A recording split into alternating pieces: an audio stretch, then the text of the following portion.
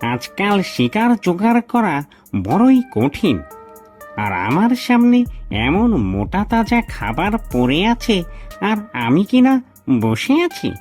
আমি তো একেবারেই বোকা। অনেক অনেক বছর আগের কথা। গভীর জঙ্গলে শান্তিপুরে হাসি নামের একটা সাদাসিধে হাঁস তার দুটি ছানাকে নিয়ে সুখে শান্তিতে দিন কাটাতো। সে ছিল সহজ সরল এবং বিশ্বাসপ্রবণ।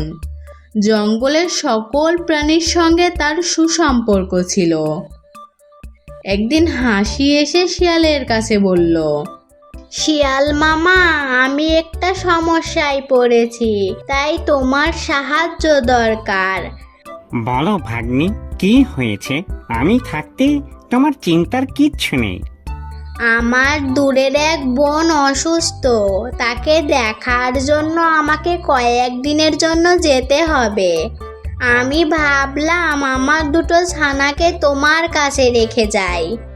তুমি তো জানো আমি ছাড়া ওদের দেখাশোনা করার কেউ নেই। এইটুকু কথা? তুমি নিশ্চিন্তে বোনের বাড়ি যাও, তোমার ছানারা আমার কাছেই থাকবে। আমি ওদের দেখে রাখবো, কেউ একটু ছুঁতেও পারবে না। বাচ্চারা, তোমরা এখানেই থাকো, আমি কিছুদিন পরেই ফিরে আসবো। হাসি তার ছানাদের শিয়ালের জিম্মায় রেখে বোনের বাড়ির উদ্দেশ্যে রওনা দিল। শুরুতে শিয়াল খুব ভালো ব্যবহার করলো, কিন্তু কিছুক্ষণ পরেই তার ভিতরে খারাপ প্রবৃত্তি জেগে উঠল। আজকাল শিকার জোগাড় করা বড়ই কঠিন, আর আমার সামনে এমন মোটা তাজা খাবার পড়ে আছে, আর আমি কিনা বসে আছি। আমি তো একেবারেই বোকা। এই ভেবে সে হাসির একটি ছানাকে মেরে খেয়ে ফেলল। বেশ কিছুদিন পর হাসি ফিরে এলো। ফিরে এসে দেখলো একটি ছানা নেই। মামা, আমার ছানাটি কোথায়? আমি তো দুটোই রেখে গিয়েছিলাম। তুই যেদিন বেরিয়ে গেলি, তখন একটা ছানা কাঁদতে কাঁদতে তোর পিছু নিয়েছিল।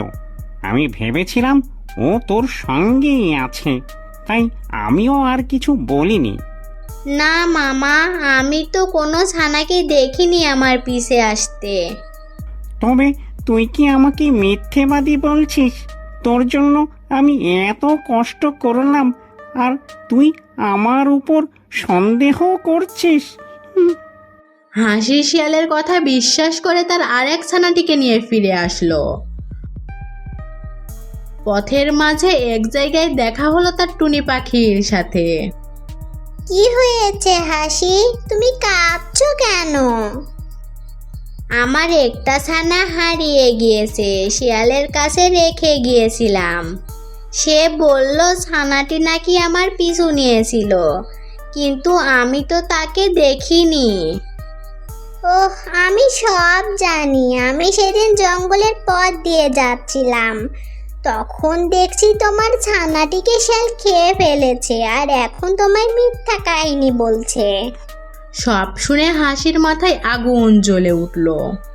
সে ঠিক করলো এবার শিয়ালকে উচিত শিক্ষা দিতে হবে।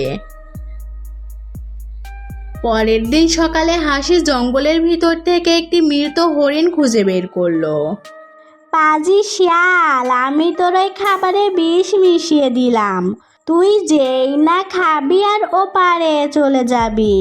পর সেটিতে বিষ মিশিয়ে শিয়ালের বাসার দিকে রওনা দিল। মামা, তোমার জন্য আজ আমি এক চমৎকার উপহার এনেছি। ওই ঝোপের পাশে একটি নাদুস নদুস হরিণ পেয়েছি। ভাবলাম তোমাকে না খাওয়ালে আমার ভালো লাগবে না। তুই তো আসলেই আমার ভাগ্নি, এত ভালোবাসিস আমাকে। আমি এখনই গিয়ে খেয়ে আসছি। শিয়াল তখন আনন্দে লাফাতে লাফাতে বিষ মাখা হরিণ খেতে গেল এবং তাড়াহুড়ো করে তা খেয়ে ফেলল। কিছুক্ষণ পরেই তার শরীর খারাপ হতে শুরু করলো। হায় রে, এই আমি কে খেয়ে ফেললাম? চারিদিকে এভাবে সব কিছু ঘুরছে কেন?